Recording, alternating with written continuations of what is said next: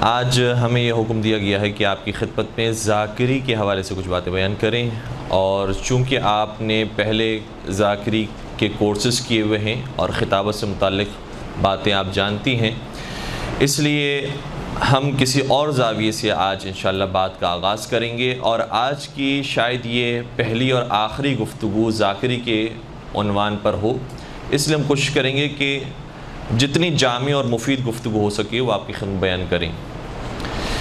پہلی چیز یہ ہے کہ جو سرنائب کلام میں ہم نے آیت پڑھی ہے، اِنَّا خَلَقْنَاكُم مِّن ذَكَرٍ وَأُنثىٰ وَجَعَلْنَاكُمْ شُعُوبًا وَقَبَائِلَ لِتَعَارَفُوا، اس کا جو پہلا حصہ ہے وہ ہمارے مورد نگاہ ہے، یعنی پروردگار عالم نے ہر انسان کو مختلف بنایا ہے، ہر ایک کا رنگ الگ ہے، زبان الگ ہے، قوم، قبیلہ، ماں باپ، ماحول سب الگ ہے، اور بہت ساری چیزیں مشترک بھی ہیں، لیکن جو انفرادیت پائی جاتی ہے انسان کے اندر، اس سے خطابت کا تعلق بھی بنتا ہے۔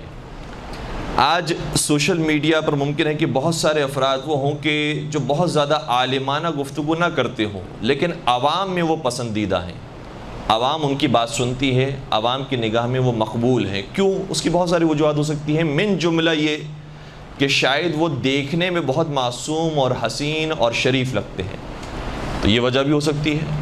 اور اس کے برعکس اگر پروردگار عالم نے کسی کو وہ ظاہری طور پر معصومیت نہیں دی ہے، یا ظاہری طور پر چہرے پر وہ حسن و جمال موجود نہیں ہے، تو وہ بیچارہ وہ بہت زیادہ عالمانہ گفتگو کر رہا ہے لیکن کوئی اس کی بات سننے کے لیے تیار نہیں ہے۔ تو بہت سارے عوامل ہوتے ہیں کہ جس میں خطیب مشہور ہوتا ہے اور اس کی لوگ بات سنتے ہیں۔ چند ایک ان اختلافی چیزوں کو کہ جو بعض کو خدا نے عطا کی اور بعض کو عطا نہیں کی ہے، لیکن اس کی وجہ سے خطابت پر بہت زیادہ فرق پڑتا ہے اور لوگوں کی مقبولیت کے اندر فرق پڑتا ہے، وہ ہم آپ کی خدمت بیان کر رہے ہیں۔ مثال کے طور پر بعض لوگ ایسے ہوتے ہیں کہ جو قدرتی طور پر بہت زیادہ انرجیٹک ہوتے ہیں، بہت زیادہ پرجوش ہوتے ہیں، اور اگر ان سے کہا جائے کہ آپ کو مثال کے طور پر 5 اشرے پڑھنے ہیں تو وہ آسانی سے 5 اشروں کو نبھا لیں گے، بلکہ ہم خود بعض ایسے خطیبوں کو جانتے ہیں کہ جو ایام اعضاء میں پہلے اشرے میں 8 اشرے پڑھتے ہیں، روزانہ کی 8 مجالس اور دن کی 80 مجالس وہ پڑھ سکتے ہیں، ان کے اندر وہ کیپیسٹی موجود ہے، وہ صلاحیت پروردگار عالم نے دی ہے کہ وہ تھکتے نہیں ہیں، پڑھ سکتے ہیں، پڑھ لیتے ہیں۔ لیکن کچھ کی کیپیسٹی وہ ہے کہ 2 مجلسیں پڑھ لیں، 3 مجلسیں پڑھ لیں تو بہت ہو جاتا ہے، وہ اس سے زیادہ بیان نہیں کر سکتے۔ تو ہر ایک کی انرجی لیول الگ الگ ہے، پروردگار عالم نے ہر ایک کو اس کا ایک خاص انرجی لیول دیا ہوا ہے۔ اسی طریقے سے بعض افراد وہ ہوتے ہیں کہ جن کی بولنے کی رفتار بہت تیز ہوتی ہے، تیزی سے بول سکتے ہیں، اور آپ خود جانتی ہوں گی بہت سارے خطیب یہیں پر ہی جب آتے ہیں اور مجالس سے خطاب کرتے ہیں تو بہت تیز رفتاری سے ان کے جملے ادا ہو رہے ہوتے ہیں، بہت تیز رفتاری سے ان کے الفاظ ادا ہوتے ہیں، اور اچھا لگتا ہے کہ جلدی جلدی بات آگے بڑھتی ہے۔ کچھ افراد وہ ہیں کہ پروردگار عالم نے وہ صلاحیت ان کو عطا نہیں کی ہے، زبان میں تھوڑی سی یہ کہنا چاہیے کہ سستی پائی جاتی ہے، لکنت پائی جاتی ہے، یا ایک رکاوٹ موجود ہے، سلو پن ہے ان کی گفتگو کے اندر، تو بات عوام کے اندر مقبول نہیں ہوتی، چاہے وہ بہت زیادہ عالمانہ بات کر رہے ہوں، لیکن عوامی نگاہ میں وہ اتنے زیادہ مقبول نہیں ہوں گے۔ اسی طریقے سے بعض افراد وہ ہوتے ہیں کہ جن کی اردو بہت زیادہ اچھی ہے، تلفظ بہت زیادہ واضح ہے، بہت اچھے جملے اور بہت اچھے الفاظ استعمال کرتے ہیں، قافیہ ردیف ان کی بہت زیادہ اچھے ہیں، لیکن بعض افراد وہ ہیں کہ جو اہل زبان نہیں ہیں، اردو زبان میں جب وہ اسپیچ کرتے ہیں تو ان کی اردو سننے میں اور ان کی مجلس سننے میں وہ لطف نہیں آتا۔ تو بہت سارے قدرتی عوامل ہیں اور بلٹ ان ہمارے پاس چیزیں ایسی موجود ہیں کہ جس سے ہم فائدہ بھی اٹھا سکتے ہیں، اور اگر نہیں ہے ہمارے پاس تو ہم اس کے اوپر توجہ رکھیں کہ کم از کم ہمیں اس چیز میں کام کرنا چاہیے اور اس کو بہتر بنانے کی کوشش کرنی چاہیے جس حد تک ہم بہتر بنا سکتے ہیں۔ اسی طریقے سے ایک اور چیز ہے اور جو بہت زیادہ اہمیت رکھتی ہے، وہ یہ ہے کہ جب ہم خطابت کا آغاز کر رہے ہیں، ہماری آج کی کلاس سمجھ لیجئے کہ ان افراد کے لیے کہ جنہوں نے اب تک کوئی مجلس نہیں پڑھی ہے، ایام اعضاء قریب ہیں، مجلس سے پڑھنا چاہتے ہیں، اور اگر نہیں بھی پڑھنا چاہتے تو اس قدر روایات موجود ہیں ذکر امام حسین میں رلانے کے بارے میں اور ائمہ علیہ السلام کے امر کو زندہ کرنے کے بارے میں، کہ انسان کو خود بخود شوق بیدار ہو جاتا ہے کہ کاش میں بھی مجلس پڑھنے کے قابل ہوتا تو میں بھی ذکر محمد و آل محمد کر سکتا۔ تو جو مجلسیں ابھی پڑھنا چاہتے ہیں ابتدائی طور پر، وہ کس طریقے سے آغاز کر سکتے ہیں، ان کے لیے بطور خاص آج کی ہماری یہ گفتگو ہوگی۔ تو وہ یہ دیکھیں کہ ان کے پاس کون کون سی صلاحیتیں پہلے سے موجود ہیں. کچھ چیزوں کا ذکر ابھی ہم نے کر دیا, کچھ چیزیں ابھی ہم اور بیان کر رہے ہیں. مثال کے طور پر بعض افراد وہ ہوتے ہیں کہ جن کو بہت ساری آیات یاد ہیں, اور حتیٰ شاید یہاں پر کچھ ایسے افراد ہوں گے جو حافظ قرآن ہو. تو بہت زیادہ اہمیت رکھتا ہے خطابت کے اندر کہ انسان آیات کو مجالس کے اندر پیش کرے, اور آیات کے ذریعے فضائل محمد والے محمد کو بیان کرے, آیات کے ذریعے کوئی اخلاقی نقطہ بیان کرے, آیات کے ذریعے کوئی علمی نقطہ بیان کرے, آیات کے ذریعے توحید کو سمجھائے, عبد و معبود کے رشتے کو سمجھائے. تو اس کی بہت زیادہ تاثیر ہے. تو یہ ہمیں دیکھنا چاہیے کہ ہمارے اندر کون سی صلاحیت پہلے سے موجود ہے. بعض افراد کے پاس آیات ہوں گی, ان کو حفظ ہوں گی پہلے سے بہت ساری آیات, یا اگر پورا قرآن حفظ نہیں ہے تو کچھ مشہور آیتیں یاد ہوں گی, آیے مودت یاد ہوگی, آیے تطہیر یاد ہوگی, سورہ دہر کی کچھ آیتیں یاد ہوں گی, یا آخری سورے یاد ہوں گے, تو اس کو استفادہ کر سکتے ہیں. ان افراد کے مقابلے پر کہ جن کو بالکل ہی قرآن نہیں معلوم یا بہت کم ان کو آیات یاد ہیں, تو ان کے لیے مشکل ہوگا مجالس پڑھنا. دوسری چیز یہ ہے کہ بعض افراد وہ ہوں گے کہ جن کو اشعار بہت سارے یاد ہوں گے, اور اشعار ضروری نہیں ہے کہ اہل بیت ہی کی شان میں جو اشعار ہوتے ہیں وہی یاد ہو. وہ یاد ہو تو کیا ہی کہنا کہ قصیدوں کے بھی اشعار یاد ہیں, منقبتیں یاد ہیں, کچھ مرثیوں کے جملے یاد ہیں, مصائب میں پڑھ سکتے ہیں, فضائل کے اندر پڑھ سکتے ہیں. اور کچھ ایسے اشعار ہوتے ہیں کہ جو اپنی بات کا مفہوم سمجھانے کے لیے ہم پڑھ سکتے ہیں, چاہے اس کا تعلق ہو سکتا ہے غزل کے کسی شعر سے ہو, لیکن اس غزلیہ شعر کے اندر بھی جو بات ہم سمجھانا چاہ رہے ہیں وہ مفہوم اس کے اندر پایا جاتا ہے, تو اس کا سہارا لیا جا سکتا ہے. ایک انور مسعود صاحب کا شعر تھا, اچانک سے ہمیں یاد آیا, چونکہ وہ مزاحیہ شاعر ہیں. انہوں نے کہا تھا کہ ایک محب شاعر مشرق سے میں نے کہا. اچھا, ہم نے یہ شعر پڑھا بھی ہے مجالس کے اندر. وہ کس بات کو سمجھانے کے لیے کہ بعض لوگ محب اہل بیت ہونے کا دعویٰ کرتے ہیں. یہ دعویٰ تو کرتے ہیں کہ ہمیں محبت ہے اہل بیت سے, ہمیں محبت ہے مولا علی سے, ہمیں محبت ہے مولا حسین سے, لیکن ان کی محبت کیسی ہوتی ہے؟ ویسی ہوتی ہے کہ جیسے انور مسعود نے اس شعر کے اندر بیان کیا. کہتے ہیں کہ ایک محب شاعر مشرق سے میں نے کہا. شاعر مشرق کون؟ علامہ اقبال. ایک محب شاعر مشرق سے میں نے کہا, حضور کچھ تو فرمائیں اقبال کے احوال میں. بولے علامہ سے ہے بس اتنی سی نسبت مجھے, بنوا لی ہے کوٹھی میں نے گلشن اقبال میں. تو بعض لوگوں کی محبت ایسی ہوتی ہے. اب دیکھیں اس کے شعر کا تعلق کسی قصیدے سے نہیں تھا, کسی مرثیے سے نہیں تھا, لیکن ہماری بات کو سمجھانے کے لیے یہ شعر معاون ثابت ہوا. تو کچھ افراد ایسے ہوتے ہیں جن کو شعر بہت سارے یاد ہیں, وہ اشعار مجالس کے اندر استفادہ کر سکتے ہیں. کچھ ایسے لوگ ہیں کہ جن کو فقہی مسائل بہت سارے معلوم ہیں, جو عام عوام سے بہت زیادہ ہیں, اور اچھے خاصے فقہی مسائل کے بارے میں چونکہ معلومات ہے, اس لیے بتا سکتے ہیں کہ کہیں خدا نخواستہ ہم یہ کام نہ کر لیں کہ جو مرضی اہل بیت کے خلاف ہو, مرضی پروردگار کے خلاف ہو, اور اس سے اہل بیت ناراضی ہو جائیں. اور عزاداری کے سلسلے میں بھی بہت سارے فقہی مسائل ایسے ہوتے ہیں. اور اس کے علاوہ ہٹ کر بھی کوئی ایصال ثواب کی مجلس ہے, اس حوالے سے کوئی فقہی مسائل ان کو معلوم ہے, رمضان کے ایام ہیں اس حوالے سے فقہی مسائل معلوم ہے. تو جو ہماری پرانی نالج ہے یا ہمارا جو مزاج ہے اس کو ہم استعمال کر سکتے ہیں اپنے مجلس کے اندر.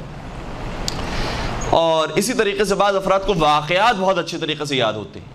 اچھا, ایک بات یہ ہے کہ واقعات کا یاد ہونا, دوسری چیز یہ ہے کہ وہ واقعات سناتے بھی بہت اچھے طریقے سے, اور اس طرح سے منظر کشی کرتے ہیں واقعے کی کہ بہت لطف آتا ہے کہ یار یہ بولتا رہے اور ہم سنتے رہیں.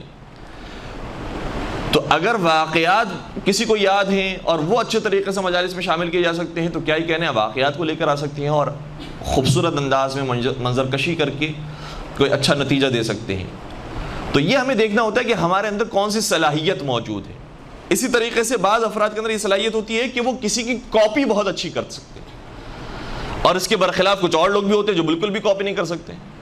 دونوں کے اندر انفرادیت ہے. خدا نے بعض کو یہ صلاحیت دی ہے کہ وہ دوسروں کی کاپی اور نقل بہت اچھے طریقے سے کر سکے, تو وہ اس کے لیے بہت اچھی بات ہے. مثال کے طور پر اگر وہ اب ابتدائی طور پر مجلس سے پڑھنا چاہتا ہے تو وہ کس کی مجلس پڑھے؟ وہ مثال کے طور پر پسند کرتا ہے شہنشاہ نقوی صاحب کی مجلس کو. شہنشاہ نقوی صاحب نے جس طرح سے نقطہ بیان کیا ہے اسی طریقے سے اس نے ایز اٹ از کاپی کی اور بیان کر دیا, اور لوگوں نے پسند کیا, بات سمجھ میں آئی, بہت اچھے طریقے سے سمجھائی, بہت اچھی بات ہے. لیکن کچھ افراد وہ ہوتے ہیں کہ جن کو پسند نہیں ہوتا کہ میں کسی کی کاپی کروں, یہ میری گویا شان کے خلاف ہے کہ میں کسی کو کاپی کیوں کروں. مجھے پروردگار نے صلاحیت دی ہے, میں ڈائریکٹ کتاب پڑھوں گا, علمی کتاب, تحقیقی کتاب, اور اس سے میں کوئی نقطہ بیان کروں گا. تو ٹھیک ہے, آپ اس طرح سے آگے بڑھ جائیے, کوئی پابندی نہیں ہے کہ ہم آیت عقیل غروی صاحب کی تقریر کو کاپی کریں یا طالب جوہری صاحب کی تقریر کو کاپی کریں, قلب صادق صاحب کی یا صادق گنج صاحب کی, اور پھر ہی بیان کریں. نہیں, آپ خود کتابیں پڑھیں, اور اس سے زیادہ بہتر بات ہے خود کتابیں پڑھیں. لیکن البتہ سب سے بہتر یہ ہے جو ہم جس نتیجے پر پہنچے ہیں کہ بہت زیادہ کاپی کرنا وہ بھی ٹھیک نہیں ہے, اور صرف کتابوں پر انحصار کرنا وہ بھی ٹھیک نہیں ہے.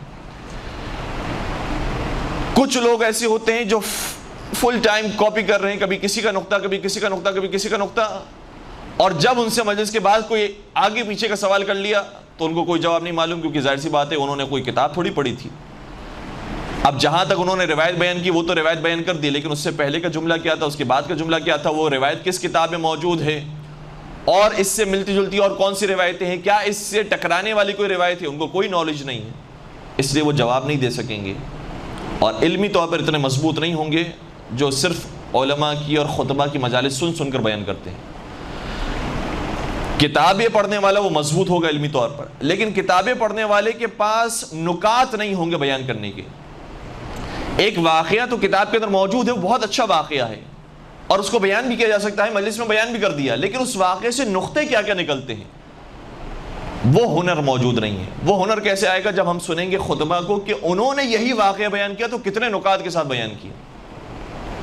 ایک واقعہ بہت مشہور ہوا کلپ کے اندر علامہ طالب جوہری صاحب کا, کہ مولا علی کے پاس ایک شخص اپنی حاجت لے کر آیا اور اس نے کہا کہ میری اولاد نہیں ہو رہی, آپ کوئی وظیفہ بتائیں. مشہور واقعہ ہے, آپ سبھی کو یاد ہوگا. تو مولا علی نے فرمایا کہ استغفار کرو.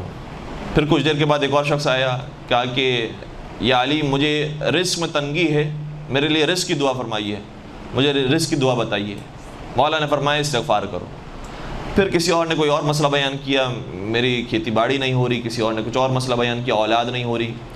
ہر ایک کو مولا علی بیان فرماتے رہے کہ استغفار کرو, استغفار کرو, استغفار کرو. یہاں پر واقعہ ختم ہو گیا. کتاب کے اندر یہیں تک ہی واقعہ موجود ہے, اور اگر کہیں کسی اور کتاب کے اندر روایت آگے بڑھتی ہے تو یہاں تک آگے بڑھتی ہے کہ پھر جو اصحاب تھے انہوں نے سوال کیا کہ اے علی آپ نے یہ جواب کہاں سے دیا, صرف آپ استغفار کی باتیں کر رہے ہیں. تو مولا علی نے فرمایا کہ قرآن کریم کے اندر یہ آیت موجود ہے کہ اگر اولاد چاہتے ہو یا رزق میں وسعت چاہتے ہو یا کھیتی باڑی کے اندر ترقی چاہتے ہو, ان ساری چیزوں کے لیے استغفار کرو.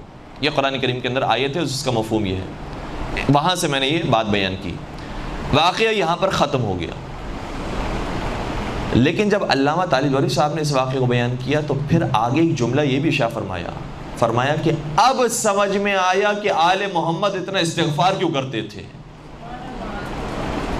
تو ان کا استغفار گناہوں کی وجہ سے نہیں تھا, درجات میں اضافے کے لیے, مادی اور معنوی نعمتوں میں اضافے کے لیے استغفار ہوتا ہے.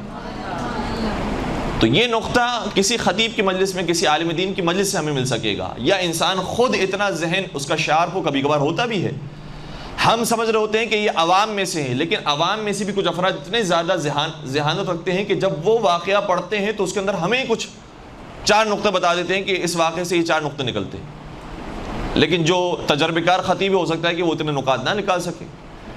تو یہ بھی ہر ایک کے اندر الگ الگ پروردگار عالم نے کیپیسٹی رکھی ہے. بعض افراد نکال پاتے ہیں, بعض افراد نہیں نکال پاتے. تو جو نہیں نکال پاتے ہیں ان کے لیے ہم عرض کر رہے ہیں کہ انہیں چاہیے کہ وہ خطبہ کی مجالس بھی سنتے رہیں اور اپنا مطالعہ اور اپنی اسٹڈی بھی جاری رکھیں, تاکہ پتہ چل سکے کہ اس طرح سے واقعے سے نکات نکالے جاتے ہیں.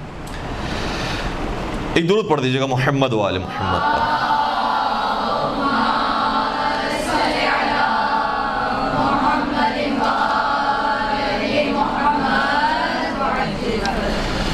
اچھا, اب ہم بات شروع کر رہے ہیں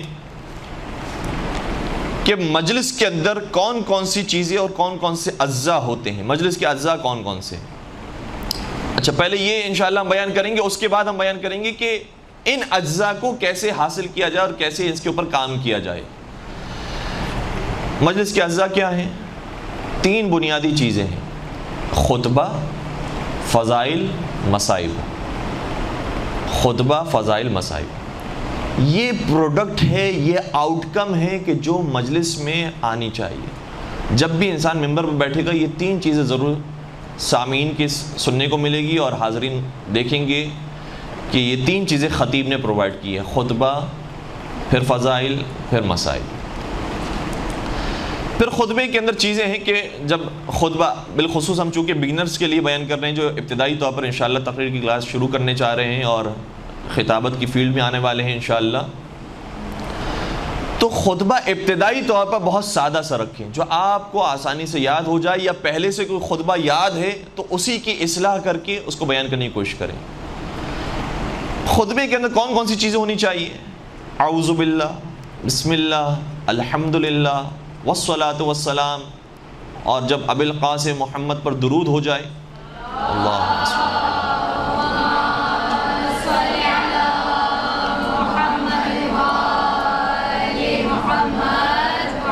پھر ان کے اہل بیت پر یعنی ائمہ اطہار السلام پر درود السلام، اور پھر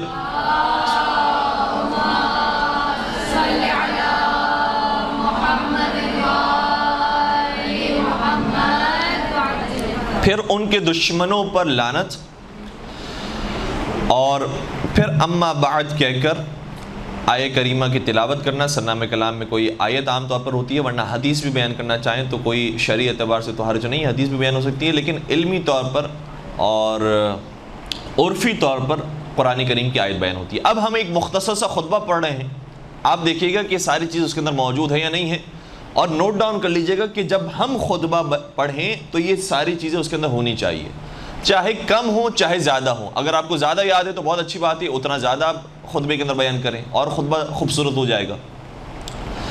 مثال کے طور پر یہ خطبہ ہے: اعوذ باللہ من الشیطان الرجیم، بسم اللہ الرحمن الرحیم، الحمد للہ رب العالمین، والصلاة والسلام علی اشرف الانبیاء والمرسلین وخاتم النبیین سیدنا و مولانا ابی القاسم محمد۔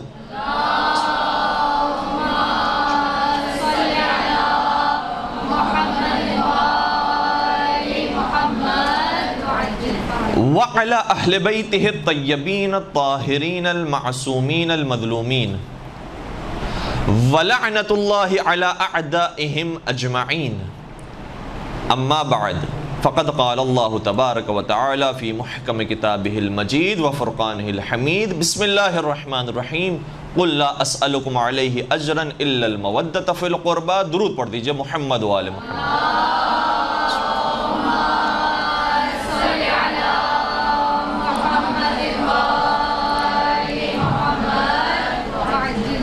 یہ مختصر سا خطبہ ہے، اور آپ کے ذہن میں جو خطبہ ہے، چونکہ ظاہر سی بات ہے کہ آپ نے ایک عرصے تک کسی نہ کسی خطیب کی مجلس سنی ہوگی اور ان کا خطبہ لا محالہ یاد ہو گیا ہوگا، لا شعوری طور پر بھی، لیکن ہو سکتا ہے کہ اس کے اندر اعراب کی کچھ مسٹیکس ہو۔ جو عالم دین جو خطبہ پڑھ رہے ہیں، ہم نے ان کا خطبہ توجہ کے ساتھ تو نہیں سنا ہے اور ہمیں نہ عربی معلوم ہے، تو اگر خطبہ کسی کو کاپی کرنا بھی چاہیں تو کسی اچھے عالم دین سے جو عربی جانتے ہوں، یا عالم دین نہ بھی ہوں، کم از کم عربی ادبیات سے واقف ہوں، ان سے اصلاح کروا لیں کہ اس کے اندر کوئی غلطی تو نہیں، کوئی مسٹیک تو نہیں ہے، اور پھر اس خطبے کو یاد کر لیجئے، ازبر کر لیجئے، ایز اٹ از ممبر پر آ کر وہی خطبہ بیان کرنا، اور شروع میں آپ 2 سال 4 سال 5 سال تک بھی وہی خطبہ بیان کرتے رہیں تو کوئی حرج نہیں ہے، اور انشاءاللہ جب اس میں تجربہ حاصل ہو جائے تو پھر خطبہ تبدیل کرنا چاہیں، اس میں اور اضافہ کرنا چاہیں اور خوبصورت بنانا چاہیں تو بالکل اختیار ہے، کبھی بھی بنایا جا سکتا ہے اور اچھا کیا جا سکتا ہے۔ تو یہ اس کا بہت زیادہ سمپل سا اور آسان سا حل ہے۔ اچھا، ایک اور چیز بھی ہے کہ جب ہم ممبر پر بیٹھیں گے اور خطبہ بیان کریں گے تو کبھی کبھار ماحول ایسا نہیں بنا ہوتا کہ ہم ڈائریکٹ خطبے کا آغاز کریں۔ کچھ لوگ آ کر بیٹھے ہیں، کچھ لوگ آپس میں باتیں کر رہے ہیں، مائک ابھی فرض کیجئے کہ بہت زیادہ سیٹ نہیں ہوا ہے، اوپر نیچے ہے، وہ ہم سیٹ کر رہے ہیں، تو ابھی اپنی مجلس کا آغاز کرنے سے قبل ہمیں کچھ کہنا چاہیے تاکہ انٹریکشن میں قائم ہو جائے کہ ہم ابھی بیٹھ چکے ہیں اور آپ سے مخاطب ہیں، لیکن خطبے کا آغاز بھی نہیں کرنا ہے۔ اس کے لیے 2 کام کیے جا سکتے ہیں، یا تو صلوات پڑھوا دیجئے یا پھر فاتحہ پڑھوا دیجئے، رحم اللہ من قرأ الفاتحہ یہ بھی کہا جا سکتا ہے، یا کل مومن و مومنات کے لیے ایک فاتحہ پڑھ دیجیے۔ تو جب تک ماحول تھوڑا سا سیٹ ہو جائے گا، آپ مخاطبین سے اچھی طریقے سے روبرو ہو جائیں گے اور اس کے بعد اپنے خطبے کا آغاز کریں. یا یہ کہہ سکتے ہیں کہ ایک ہم تقریر کلاس لیتے ہیں آن لائن، وہاں پر جو کینیڈا کے اسٹوڈنٹس ہیں ان کو ان کی ٹیچر نے اس طرح سے سکھایا ہے کہ آپ ممبر پر بیٹھیں تو یہ 3 صلوات آپ پڑھوائیں. بر محمد و آل محمد صلوات، اللہم صل علی محمد و آل محمد عجل فرجہ،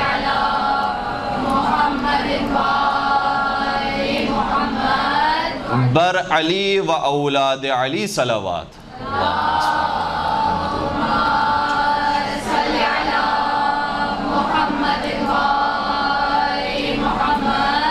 برائے تعجیل ظہور امام زمانہ علیہ السلام صلوات.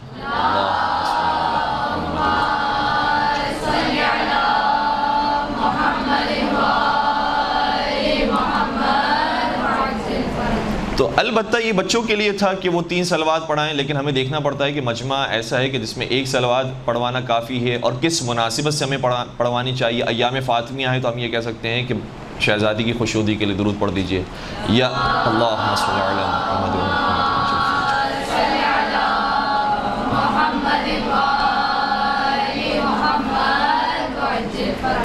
یہاں پر پھر مثالیں دینا میرے لیے مشکل ہو جائے گا، ہم مثالیں زیادہ نہیں دے پائیں گے، صرف مثالوں کے لیے عرض کر رہے ہیں. یا جو لوگ بیٹھے ہوئے ہیں وہ تھوڑا سا خستگی کا شکار ہو گئے تو ہم نے کہہ دیا کہ اپنی صحت و سلامتی کے لیے درود پڑھ دیجئے. یا مثال کے طور پر مولا کے ایام ہیں تو برائے خوشودی مولا متقیان صلوات، یا برائے خوشودی حضرت ابوالفضل عباس صلوات، یا برائے خوشودی مولا حسین صلوات. پھر اسی طریقے سے یہ کہا جا سکتا ہے کہ اگر کوئی ایصال ثواب کی مجلس ہے کہ مرحوم کے درجات میں بلندی کے لیے صلوات. تو مختلف انداز سے آپ ظاہر سی بات ہے کہ یہاں پر سینئر اسٹوڈنٹس ہیں تو وہ صرف ہمیں رٹے رٹائی جملے تو نہیں کہنے چاہیے، جو جس مناسبت سے ہو، جیسے حالات چل رہے ہوں ویسے صلوات پڑھانے کے بعد، اور کبھی 1 مرتبہ صلوات پڑھا سکتے ہیں، کبھی 2 مرتبہ، کبھی 3 مرتبہ، اور پھر اس کے بعد خطبے کا آغاز کریں. خطبے کا آغاز ہو گیا، خطبہ مکمل ہو گیا، اس کے بعد ہمیں فضائل شروع کرنے. اب یہ جو فضائل کا حصہ ہے اس میں جو آسان طریقہ ہے وہ یہ ہے ابتدائی طور پر کہ پہلے تو اب جیسے ہم جو کلاس لے رہے ہیں آن لائن، اس کے اندر بچے بہت ساری غلطیاں کر جاتے ہیں. اس میں سے ایک یہ غلطی بھی ہوتی ہے کہ ڈائریکٹ بلند آواز سے انہوں نے ایک بات شروع کر دی کہ مثال کے طور پر اس بی بی کے میں کیا فضائل بیان کروں کہ جس بی بی کی ہیبت سے دربار کوفہ لرز رہا تھا. اب یہ پہلا جملہ نہیں ہے خطابت، پہلا جملہ اس انداز سے نہیں کہا جاتا. آہستہ آہستہ اپنی ٹون کو بڑھایا جاتا ہے اور بات پر پہنچا جاتا ہے، پھر یہ بات بیان کی جاتی ہے.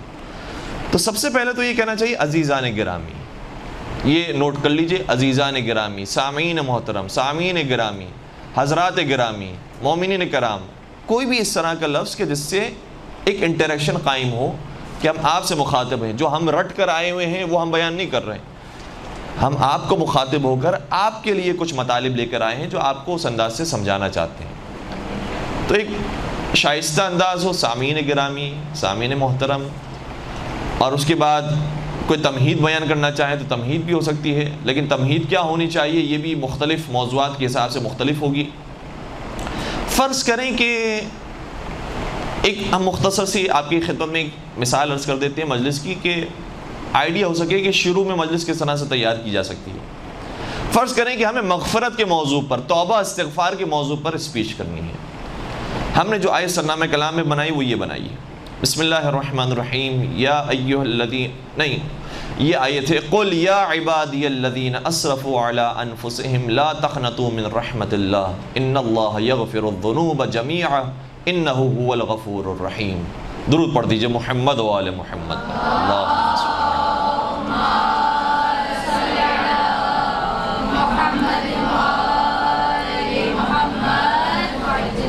عزیزان گرامی قدر، ہمارے یہاں جب کوئی گنہگار شخص ہوتا ہے تو وہ خود بھی اپنے آپ کو ملامت کرتا ہے اور دنیا والے بھی اسے برا بلا کہتے ہیں کہ یہ کتنا بڑا گنہگار ہے، کتنا بڑا فاسق و فاجر ہے، لیکن پروردگار کا یہ طریقہ کار نہیں ہے. یہ دیکھیں ہم تمہید ابھی بیان کر رہے ہیں. پروردگار جب اپنے کسی گنہگار بندے کو بھی دیکھتا ہے تو اس انداز سے دیکھتا ہے کہ گنہگار صحیح ہے تو میرا بندہ. اس لیے قرآن کریم میں پروردگار عالم ارشاد فرماتا ہے کہ قل، اے رسول آپ یہ ارشاد فرما دیجئے یا عبادی الذین اسرفوا، اے میرے وہ بندے کہ جنہوں نے اپنے نفس پر اسراف کر لیا ہے۔ خدا نے یہ نہیں کہا کہ اے گنہگار، اے فاسق، اے فاجر، اے ملعون، اے خبیث، کوئی ایسا لفظ استعمال نہیں کیا جو ہم عام عوام استعمال کرتی ہے کسی گنہگار کے لیے۔ پروردگار نے ارشاد فرمایا ہے کہ اے میرے بندے جس نے ظلم کر لیا ہے اپنے نفس پر، لا تقنطوا من رحمت اللہ، تو میری رحمت سے نا امید نہ ہو۔ ان اللہ یغفر الذنوب جمیعا، پروردگار صرف ایک دو گناہ کو نہیں تیرے تمام گناہوں کو معاف کرنے والا ہے۔ جمیعا انہ هو الغفور الرحیم، وہ بہت غفور ہے، وہ بہت رحیم ہے۔ آیت کا ترجمہ پیش کیا، اس کے بعد اب واقعے کی طرف آئے۔ حضرت موسیٰ کلیم اللہ ایک دن پروردگار کے حضور گئے اور اس طرح سے پروردگار کو پکارا، یا الہ العالمین، اے عالمین کے پروردگار۔ خدا کی طرف سے آواز آئی، لبیک یا موسیٰ، میں حاضر ہوں اے موسیٰ۔ پھر حضرت موسیٰ نے ایک اور جملہ ارشاد فرمایا، یا الہ المحسنین، اے احسان کرنے والوں کے خدا۔ خدا کی طرف سے آواز آئی، لبیک یا موسیٰ۔ پھر جناب موسیٰ نے عرض کیا، یا الہ المطیعین، اے اطاعت کرنے والوں کے خدا۔ خدا کی طرف سے آواز آئی، لبیک۔ لیکن جب حضرت موسیٰ نے یہ کہہ کر پکارا، یا الہ العاصین، اے گنہگاروں کے خدا، تو نہ صرف یہ کہ خدا کی طرف سے جواب آیا بلکہ بڑھ کر جواب آیا، آواز یہ آئی، لبیک لبیک لبیک یا موسیٰ۔ حضرت موسیٰ پریشان ہو گئے کہ پروردگار، میں نے تجھے نیکیاں کرنے والوں کا خدا کہا، تو نے ایک مرتبہ لبیک کہا، اطاعت کرنے والوں کا خدا کا ایک مرتبہ لبیک کہا، عالمین کا پروردگار کا ایک مرتبہ لبیک کہا، لیکن جب گنہگاروں کا خدا کہا تو نہ صرف یہ کہ تو نے جواب دیا بلکہ بڑھ کر جواب دیا، لبیک لبیک لبیک۔ آخر اس کے اندر مصلحت کیا ہے؟ تو خدا کی طرف سے آواز آئی، اے موسیٰ، جو عبادتیں کرنے والے ہیں انہیں اپنی عبادتوں پر بھروسہ ہے، جو نیکیاں کرنے والے ہیں انہیں اپنی نیکیوں پر بھروسہ ہے، لیکن جو میرا گنہگار بندہ ہے اسے کسی چیز پر بھروسہ نہیں ہے سوائے میری ذات کے۔ اس لیے میں اپنی ذات سے اسے نا امید نہیں کرنا چاہتا۔ گنہگار صحیح ہے میرا بندہ، اس لیے میں نے اسے اپنے قریب کر لیا۔ ایک واقعہ آپ نے یہ سنایا، ایک اور واقعہ بھی ہے جناب موسیٰ کا، وہ بھی بیان کیا سکتا ہے لیکن بات طولانی ہو جائے گی۔ پھر بات بیان کرتے کرتے کربلا میں ہمیں ایک مثال ملتی ہے کہ وہاں پر بھی ایک سچی توبہ کرنے والا تھا، بہت بڑا گنہگار تھا، لیکن بالآخر اس نے توبہ کر لی، اور اس موقع پر توبہ کی ہے کہ جبکہ اس کے پاس پوری دنیا موجود تھی، اس کے پاس طاقت موجود تھی، لشکر موجود تھا، جو حشم موجود تھا، تلوار موجود تھی، سب کچھ موجود تھا، لیکن اس کے پاس خدا نہیں تھا، خدا کا نمائندہ ولی خدا نہیں تھا۔ اس لیے اس نے اپنے آپ کو جنت و جہنم کے درمیان محسوس کیا۔ اور پھر جب وہ ولی خدا کی خدمت میں آ کر استغفار کرتا ہے اور توبہ کرتا ہے تو پھر وہ ولی خدا کا کمال ہے کہ وہ رومال کہ جو نہ اپنے جوان علی اکبر کے لیے رکھا، وہ رومال جو نہ اپنے ششمائے علی اصغر کے لیے باندھا، وہ رومال اس سچی توبہ کرنے والے کو نصیب فرمایا۔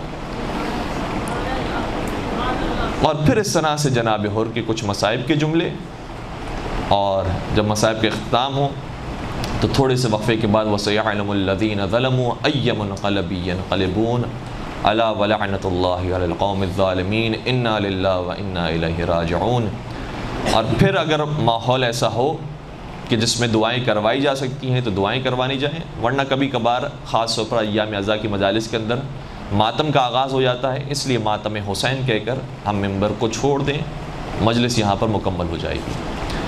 اور اگر دعائیں کروانے چاہیں تو دعائیں بھی بہت مختصر سی دعائیں جو انشاءاللہ سبھی کو یاد ہو جائے گی۔ پروردگارہ ہماری اس قلیل سی عبادت کو اپنی بارگاہ میں قبول فرما، ہمارے تمام گناہ کبیرہ و صغیرہ کی مغفرت فرما، ہمارے مرحومین کی مغفرت فرما، جو حاضرین مجلس سے ان کی جائے شرعی حاجات کو پورا فرما، مریضوں کو شفائے کاملہ اور عاجلہ نصیب فرما، زیارت کربلا معلّہ نصیب فرما، چاردہ معصومین کی زیارت، حج اور عمرے کی سعادت نصیب فرما، بے اولاد مومنین کو اولاد صالحہ نصیب فرما۔ جو دعائیں ہمیں یاد آ رہی ہیں، جو دنیاوی دعائیں ہیں، جو اخروی دعائیں ہیں، قبر کی پہلی رات مولا متقیان کی زیارت نصیب فرما، قرآن و اہل بیت کے دامن سے ہمیشہ متمسک رہنے کی توفیق عطا فرما، اپنے اندر اور اپنی اولاد کے اندر محبت محمد و آل محمد کو نازل فرما، اور پھر یہ کہ تمام مظالم سے انتقام کے لیے اپنی آخری حجت امام عصر و زماں کے ظہور میں تعجیل فرما، ہمیں ان کے عاشقین، محبین، آوان و انصار میں شمار فرما، وآخر دعوانا ان الحمد للہ رب العالمین ربنا تقبل منا انک انت السمیع العلیم وتب علینا انک انت التواب الرحیم برحمتک یا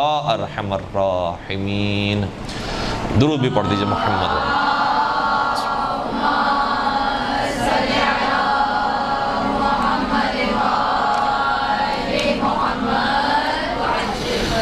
ایک چھوٹی سا سیمپل تھا جو ہم نے آپ کی خبر بیان کیا، ایک چھوٹی سی مثال، ایک چھوٹا سا نمونہ تھا تاکہ اندازہ ہو کہ بہت مشکل چیز نہیں ہے. بالخصوص جو اسٹارٹ کر رہے ہیں، ایک آیت جو واقعے کے ساتھ ریلیٹڈ ہو اس کو لے کر آ جائیں، اس کا ترجمہ بیان کریں، واقعہ بیان کریں. اور ابتدا میں ہمیں کوئی 40-50 منٹ کی مجلس نہیں پڑھنی ہے، ابتدا میں 5 منٹ کی مجلس، 10 منٹ کی مجلس پڑھ لیں کافی ہے، تاکہ زبان روان ہو جائے اور خطابت کی عادی ہو جائے. پھر آہستہ آہستہ ہم 10 منٹ، 12 منٹ، 15 منٹ، 20 منٹ اس طرح سے بڑھا سکتے ہیں.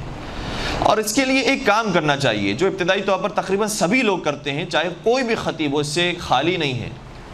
وہ یہ ہے کہ ابتدائی طور پر مختلف گیدرنگز کے اندر آپس میں 5-10 منٹ کی ہر ایک تقریر کرتا ہے اور ایک دوسرے کی تقریر کے اوپر تبصرہ کرتا ہے.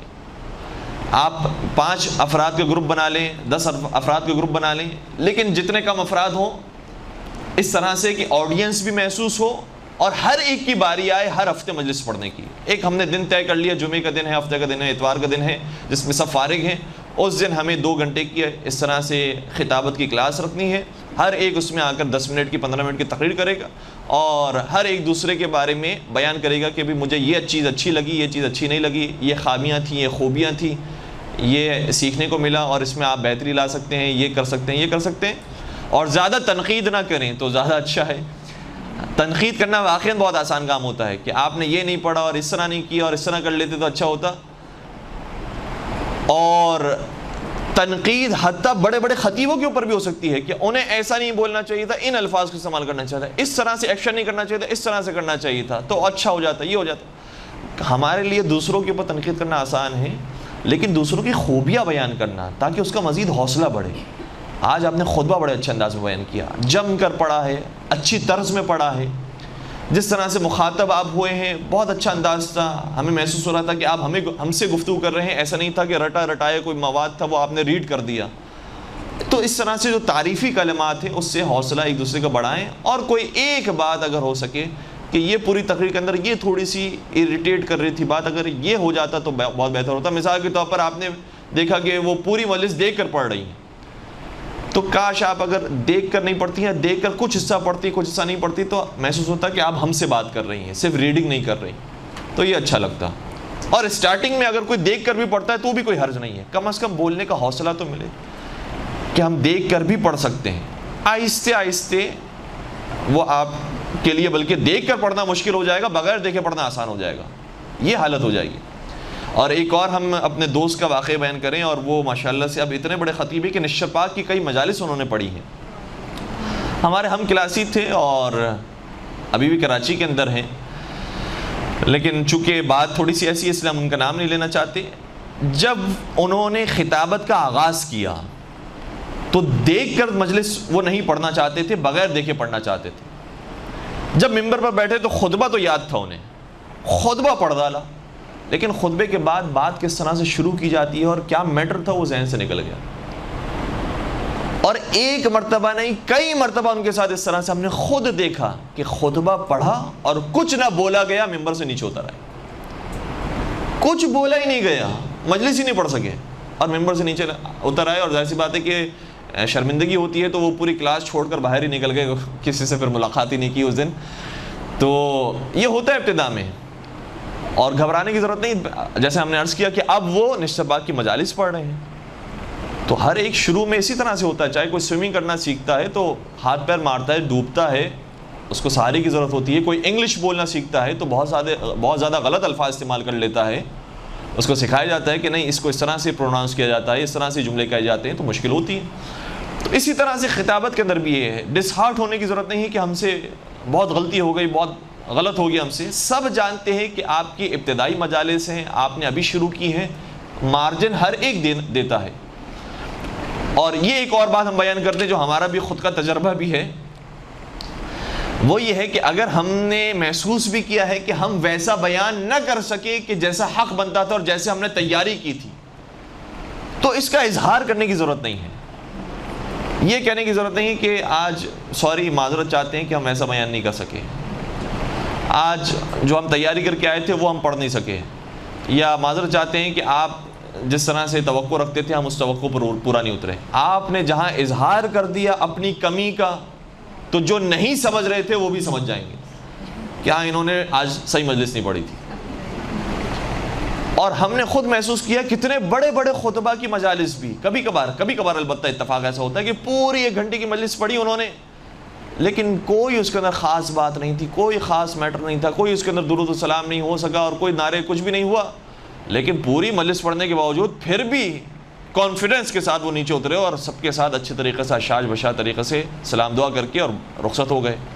اور بعد میں تعریف بھی کی بعض لوگوں نے کہ ماشاءاللہ بہت اچھی انہوں نے تقریر کی اور بہت اچھے نکات بیان کیے، بہت مختصر سے وقت کے اندر بہت اچھی تقریر کر کے چلے گئے.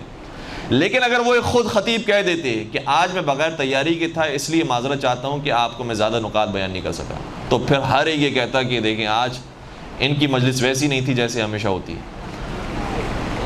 تو کہنے کی ضرورت نہیں ہے، ہم اپنی تیاری کے ساتھ پورا آئیں اور یہ یقین رکھ لیجئے کہ جو ہم نے تیاری کی ہے کبھی بھی اس کا 100% ہم ممبر پر ادا کر ہی نہیں پاتے.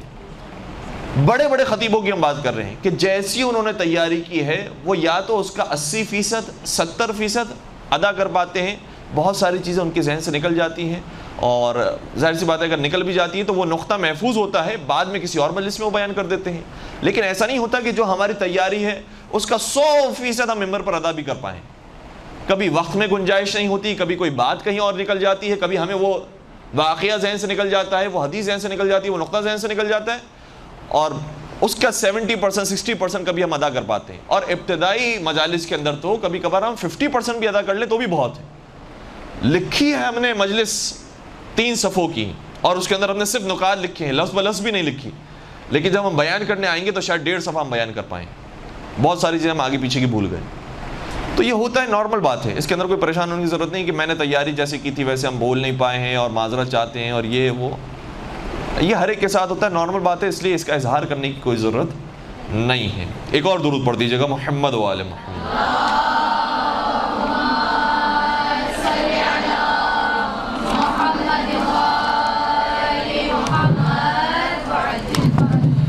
اچھا، یہاں پر چونکہ پروجیکٹر کا انتظام ہے اور کافی دیر ہو گئی ہم نے پروجیکٹر کو استعمال نہیں کیا، تو چلیں اس بہانے ہم پروجیکٹر کو بھی استعمال کرتے ہیں اور ایک نقطے کو بھی بیان کرتے ہیں. وہ یہ ہے کہ اسٹارٹنگ سے لے کر اب تک ہم یہ کام کر رہے ہیں اور تقریباً ہر خطیب یہی کام کرتے ہیں. وہ یہ ہے کہ اپنی ہر مجلس کو لکھتے ہیں، نوٹس بنائے ہوتے ہیں، نکات لکھے ہوئے ہوتے ہیں، نوٹنگ ہوتی ہے. تو نوٹنگ کس طرح سے کی جاتی ہے اس کے ہم کچھ نمونے، کچھ سیمپلس، کچھ ایگزامپلس آپ کی ہم بیان کر رہے ہیں. یا آپ اگر نوٹ کرنا چاہیں اپنی ڈائری میں تو نوٹ کر سکتے ہیں کہ 3 طرح سے آج کے دور میں عام طور پر نوٹنگ ہو رہی ہے. 3 جگہوں پر نوٹنگ کی جا رہی ہے. ایک، ہم اپنی ہینڈ رائٹنگ سے اپنی کاپی کے اوپر نوٹنگ کریں اور اپنی کاپی کے اوپر مجلس لکھیں. یہ سب سے معروف طریقہ ہے، سب سے مشہور طریقہ ہے، سب سے بہترین، سب سے آسان ترین طریقہ ہے کہ اپنی کاپی کے اوپر ہم اپنے نوٹس بنائیں اور اپنی مجلس لکھیں. اچھا، ایک کاپی کی ایگزامپل بھی ہم آپ کے سامنے پیش کر دیں. دیکھیں، کاپی بھی ویسے تو ہم کوئی بھی لے سکتے ہیں اور کسی بھی ڈائری کے اندر نوٹنگ کر سکتے ہیں، لیکن یہ جو ہمارے پاس ابھی ڈائری موجود ہے یہ تھوڑی سی اسپیشل ہے. آپ شاید آپ لوگ نہ دیکھ پائیں لیکن ریکارڈنگ دیکھ لیجئے گا کیونکہ سامنے پردہ موجود ہے. تو اس ڈائری کی خاصیت کیا ہے کہ اس میں درمیان میں کلپ موجود ہے اور اس میں جو پیجز لگے ہوئے ہیں وہ پنچ پیجز ہیں، جو سوراخ والے پیجز ہیں. اس ڈائری کی خاصیت کیا ہے کہ ہم نے کوئی بات لکھی، کوئی نقطہ یا کوئی مجلس ہم نے لکھی، اس کے بعد ہم اس پیج کو نکالنا چاہیں تو نکال سکتے ہیں اور ان پیجز کے ساتھ ہم اسے جوائن کر سکتے ہیں کہ جن پیجز میں ہم پہلے بھی اس موضوع سے کے متعلق مجلس پڑھ چکے ہیں. مثال کے طور پر آج ہم نے جو مجلس پڑھی ہے مولا علی کی شان میں پڑھی ہے، مولا علی کے فضائل پڑھے ہیں، اور اس سے پہلے جو رمضان میں ایام امیر المومنین گزر چکے ہیں اس میں بھی ہم نے مولا متقیان کے فضائل پڑھے تھے. تو ہم نے اس پیج کو نکالا اور انہی مجالس کے پیج کے ساتھ منسلک کر دیا تاکہ بعد میں اگلے سال جب ہمیں موقع ملے اور کسی اور جگہ پر ہمیں مجلس پڑھنی ہو تو پھر یہ سارے پیجز ایک ساتھ موجود ہوں، ہمیں ڈھونڈنا نہ پڑے کہ فلاں مجلس بھی تو ایک پڑھی تھی جو مولا علی کے فضائل پر تھی، فلاں مجلس بھی تو تھی، ایک جگہ پر ہم نے سارے پیجز کر دیے۔ تو اس ڈائری کی خصوصیت یہ ہے کہ اس میں سے پیجز کا نکالنا، اس کو ڈالنا اور کوئی اس کو ڈسکارڈ کرنا اور ضائع کرنا، کوئی ہم نے چیز جو ہے جس طرح سے لکھنی چاہیے تھی ویسے نہیں لکھ پائے، اس پیج کو ہم نے پھاڑ دیا، اور اسی طرح سے اس میں ہم نے اضافہ کرنا چاہے اضافہ کر دیا۔ اس طرح سے یہ پیجز ہمارے پاس موجود ہے، اور پھر پیجز نکال کر ہم نے اس طرح سے محفوظ بھی کر لیے۔ اگر کوئی نوٹ بک ہوتی تو اس کی جلدیں بڑی بڑی ہوتی ہیں، وہ نوٹ بک بہت زیادہ جگہ گھیرے گی۔ اگر ہمیں کہیں ٹریولنگ پر جانا ہے تو نوٹس بک کو لے کر جانا، ان ساری کتابوں کو، ڈائریز کو لے کر جانا بہت زیادہ وزن ہو جائے گا۔ لیکن پیجز کی صورت میں یہ ہمارے پاس ایک فائل کے اندر موجود ہیں، ان سارے پیجز کو ہم نے اس فائل کے اندر رکھ لیا اور لے کر ہم چلے گئے۔ تو نوٹنگ کے لیے ایک جو معروف طریقہ ہے وہ یہ ہم اپنی ہینڈ رائٹنگ کے ساتھ اپنی ڈائری پر یا اپنی کاپی پر یا اپنی نوٹ بک پر لکھیں۔ اتفاق کی بات یہ ہے کہ ہم یہ چونکہ نوٹ بک ایران سے لے کر آئے تھے، اور یہاں پر آپ جانتے ہیں کہ ہمارا ویسے ارادہ یہ تھا کہ ماہ رمضان تک قیام کریں گے، اس کے بعد چلے جائیں گے، لیکن ایران کے راستے بند ہونے کی وجہ سے ہم یہیں پر ہی رہ گئے ہیں۔ تو یہاں پر جب ہم ان پیجز کو ڈھونڈنے کے لیے نکلے تو کسی بھی اسٹیشنری والے کے پاس یہ پیجز موجود نہیں تھے۔ بہت سارے ہم نے دکانیں چیک کر لی لیکن کسی کے پاس موجود نہیں۔ اکثر نے یہ کہا کہ آپ اردو بازار جائیں، وہاں پر یہ پیجز ملیں گے، لیکن مل رہے ہیں، آسانی سے نہیں مل رہے لیکن مل رہے ہیں۔ اور یقین جانیے کہ مجلسیں بنانے کے لیے جتنا بھی آپ خرچہ کرنا چاہیں کر لیجئے، یہ بہت زیادہ فائدہ مند ہوگا، معنوی اعتبار سے بھی اور ویسے دنیاوی اعتبار سے بھی، کہ جتنے اچھے طریقے سے ہم اپنی چیزوں کو مرتب کر کے رکھیں گے بعد میں وہ اتنا ہی ہمیں فائدہ دے گی۔ ہم نے اگر کہیں سے کوئی پیج اٹھایا، وہاں پر ہم نے نوٹنگ کر لی، وہ پیج کہاں چلا گیا کچھ پتہ نہیں ہے، تو ظاہر سی بات ہے کہ آئندہ اگر ہم اس موضوع پر تقریر کرنا چاہیں گے تو اس کے لیے دوبارہ سے تیاری کرنی پڑے گی۔ لیکن ایک ڈائری ہماری بنی ہوگی تو اس ڈائری کو ہم نے کھول لیا، اور اگر اس طرح سے پیجز بنے ہوں گے کہ ہم نے موضوع کے تحت وہ سارے پیجز کو ایک جگہ پر اسٹیپل کر کے رکھا ہوا ہے تو اور آسان ہو جائے گا کہ ہمیں اس موضوع پر تقریر کرنی ہے، سارے پیجز ہمارے سامنے موجود ہیں، سارے نکات موجود ہیں، بہت آسانی سے تقریر ہو سکتی ہے۔ اس میں مزید ہمارے ذہن میں کوئی نقطہ آتا ہے، کسی کتاب سے پڑھا، کسی عالم سے سنا، وہ اس کے اندر اور اضافہ کر دیا۔ تو یہ چیز سب سے زیادہ یوزر فرینڈلی ہے اور سب سے زیادہ فلیکسیبل اور فیزیبل ہے، تو اس چیز کو آپ استعمال کر سکتے ہیں۔ لیکن یہاں پر جو اس کی اسٹیشنری کی مشکلات تھی وہ بھی ہم نے بتا دی ہیں، لیکن کوشش کریں کہ آپ حاصل کر لیں تو بہت اچھا ہو جائے گا اور ایزی ہو جائے گا۔ تو ایک طریقہ یہ ہے اپنی ڈائری پر نوٹنگ کرنے کا۔ دوسرا طریقہ ہم بیان کر رہے ہیں، دیکھ آپ کے سامنے ہمارا لیپ ٹاپ تو کھلا ہوا ہے نا، آئی تھنک اسکرین موجود ہے، ایسا ہی ہے۔ یہ ایک سافٹ ویئر ہے ون نوٹ کا، مائکروسافٹ کا ایک سافٹ ویئر ہے ون نوٹ کے نام سے۔ اس پر بھی ہم نوٹنگ کر رہے ہیں اور شاید بہت سارے دیگر خطباء بھی اس پر بھی نوٹنگ کر رہے ہیں۔ تو کمپیوٹر پہ بھی نوٹنگ کی جا سکتی ہے، اور اس کے فوائد میں سے ایک یہ ہے کہ یہ ہینڈی ہے۔ کمپیوٹر میں آپ جتنی بھی چیزیں نوٹ کرنا چاہیں، جتنا بھی بھرنا چاہیں بھر سکتے ہیں، اس کا وزن کے اندر کوئی اضافہ نہیں ہوگا۔ اس لیے ٹریولنگ کے اندر بہت ایزی ہے کہ ہم نے اپنے سارے نوٹس اگر اس فائل کے اندر بنائے ہوئے ہیں تو نوٹس ہمارے ساتھ ہر جگہ پر جا سکتے ہیں۔ اب دیکھیں اس ون نوٹ پر بہت سارے کالمز موجود ہیں۔ آپ اس کے رائٹ سائڈ والے پورشن پہ دیکھیے گا تو ایک کالم ہے اور اس میں چھوٹی چھوٹی سی کچھ عبارتیں لکھی ہوں گی جو آپ کو شاید دکھائی نہ دے رہی ہوں، ایسے ہی ہے۔ اس میں جو سب سے ٹاپ پر ہم نے لکھا ہوا ہے، ویسے وہ ایک فارسی کا جملہ لکھا ہوا ہے، داستان کودکان، بچوں کے لیے جو داستان ہے وہ سب سے ٹاپ پر ہم نے لکھا ہوا ہے۔ اس کے بعد مقالے لکھے ہوئے ہیں، صحیح مسلم کی کچھ روایتیں ہیں، اور اس طرح سے آگے پھر چلتے چلتے کچھ ہم نے ٹاپکس بنائے ہوئے ہیں۔ اشعار، توحید کے اوپر جو اشعار ہے، اللہ سے کرے دور تو تعلیم بھی فتنہ، املاک بھی اولاد بھی جاگیر بھی فتنہ، ناحق کے لیے اٹھے تو شمشیر بھی فتنہ، شمشیر ہی کیا نعرہ تکبیر بھی فتنہ۔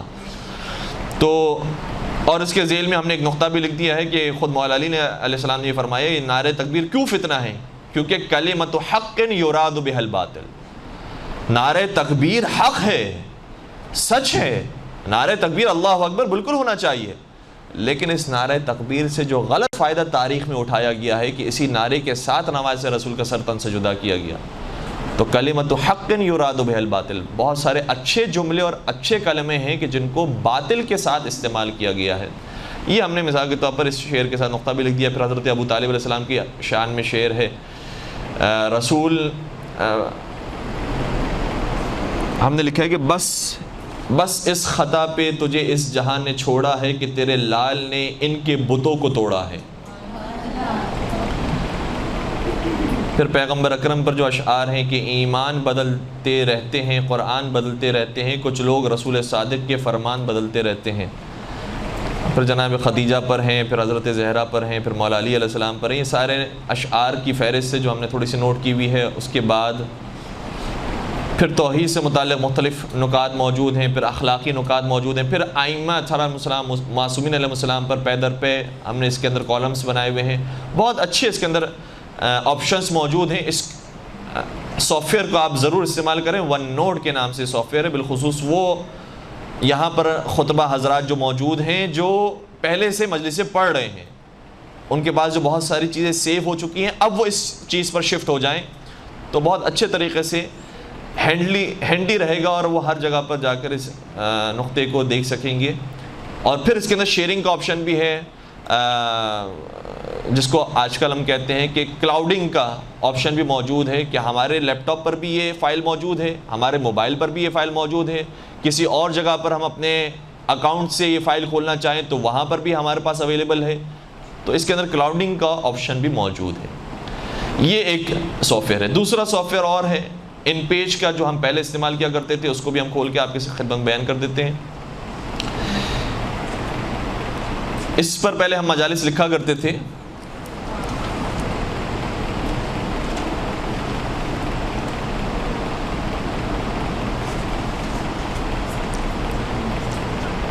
لیکن یہ تھوڑا سا پرانا سافٹ ویئر ہے، اور ہم یہ مشورہ دیں گے کہ جو ابھی نئے افراد استعمال کریں گے لیپ ٹاپ کو، وہ ون نوٹ کو استعمال کریں۔ تھوڑی اس کی لکھائی ایسی ہے کہ جو ہماری اردو لکھائی جیسی ہے، اس لیے شاید دیکھنے میں زیادہ یہ خوبصورت لگے۔ کھلنے میں تو کافی وقت لگا رہا ہے۔ اللہم صلی علی محمد وعلی محمد۔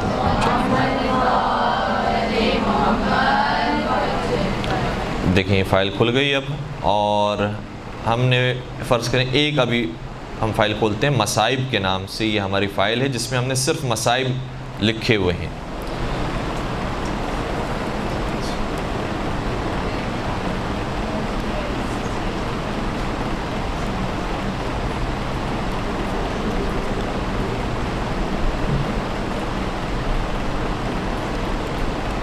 آپ نے ایک نظر میں شاید دیکھ لیا ہوگا کہ کتنے سارے مصائب لکھے ہوئے ہیں۔ تو یہ تو بہرحال کچھ سالوں کی محنت کا ثمرہ ہے، اور یہ ہوتا ہے ابھی ہم یہ سمجھ رہے ہوتے ہیں کہ لکھنا شروع کریں گے، یہ کب کتاب بھرے گی، یہ کب سافٹ ویئر بھرے گا، اور کب ہمارے پاس اتنی چیز جمع ہوں گی۔ لیکن 2 سال نہیں گزریں گے آپ کو محسوس ہوگا کہ اتنی ساری چیزیں اس کے اندر آ گئی، اتنے سارے میرے پاس پوائنٹس موجود ہیں۔ تو یہ ہوتا ہے، نارمل بات ہے۔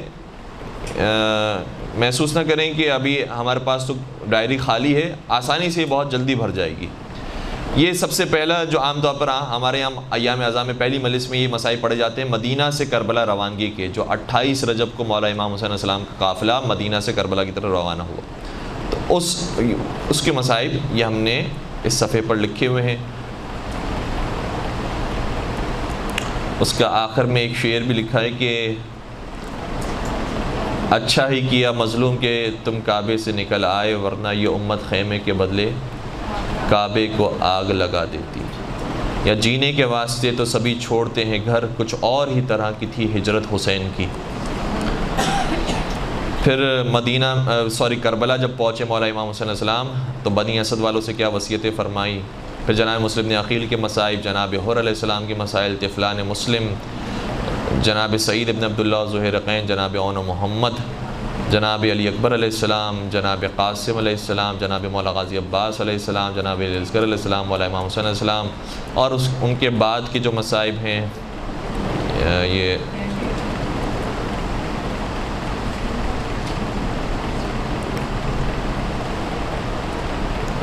کوئی پرابلم ہو گئی تو خیر، یہ اردو ان پیج کا سافٹ ویئر بھی ہے کہ جس کو استفادہ کیا جا سکتا ہے۔ چلیں آگے دوبارہ سے جلدی سے، تو ہم اس میں کوئی پرابلم ہو گئی، لیکن آئی تھنک اس کو دیکھنا پڑے گا دوبارہ سے ہمیں. اچھا، یہ کچھ پرابلمس ہیں جو ان پیج میں ہو بھی جاتی ہیں، اس لیے ہم اتنا ریکمینڈ نہیں کریں گے ان پیج کے سافٹ ویئر کو. اچھا، ایک ویب سائٹ ہم بتا دیتے ہیں، زیادہ وقت اب ہمارے پاس نہیں رہا. زیارات.net، یہ آپ اپنے پاس نوٹ کر لیجئے گا. ZIYARAAT.net. اس ویب سائٹ پر بہت سی کتابیں موجود ہیں. تو وہ افراد کے جن کے گھروں میں کتابیں نہیں ہیں، بہت سارے تو ایسے ہیں کہ جو علماء کے اولاد ہیں تو ان کے پاس تو ان کے والد کی کتابیں موجود ہیں، یا ان کی والدہ اگر ذاکرہ ہیں تو گھر میں کتابیں موجود ہیں، لیکن بہت سارے لوگ ایسے ہیں جن کے پاس کتابیں اویلیبل نہیں ہیں. تو اس ویب سائٹ پر یہاں آپ نیچے کی طرف آئیں، right side per on line books in English and Urdu لکھا ہوا ہے، اور اس کی تعداد میں لکھی ہوئی 2836 کتابیں موجود ہیں. اردو انگلش کے اندر اور فارسی اور عربی کے اندر بھی موجود ہے. تو اس ویب سائٹ سے آپ کتابیں دیکھ سکتی ہیں. خاص طور پر ابھی محرم کا آغاز ہو رہا ہے، انہوں نے خود موضوعات بنائے ہوئے ہیں. اس میں سے ایک موضوع ہے یہ جو آپ نیچے دیکھیں درمیان میں، اس کو ہم کیسے ہائی لائٹ کریں؟ ہاں، یہ اس طرح سے ہائی لائٹ ہم نے کیا ہے تو آپ کو شاید نظر آئے گا. مجالس لکھا ہے یہاں پر، جس کے آگے 136 بھی لکھا ہوا ہے. ٹھیک ہے، مجالس کو ہم نے کلک کیا تو جو خطبہ مجالس پہلے سے پڑھ چکے ہیں اور ان کی مجالس کو تحریری صورت میں کتابوں میں لکھ دیا گیا ہے، ان کی مجالس اس ویب سائٹ پر موجود ہے کتابی شکل میں. جیسے ضمیر اختر نقوی صاحب کی، پھر علامہ محمد حسین جعفری، اور خیر ہم آگے بڑھتے ہیں. علامہ نقوی صاحب یعنی علامہ نقن صاحب کی کتابیں اور ان کی مجالس بھی یہاں پر موجود ہیں. علامہ ذیشان حیدر جوادی صاحب کی مجالس موجود ہیں. علامہ طارق جوہری صاحب کی مجالس موجود ہیں.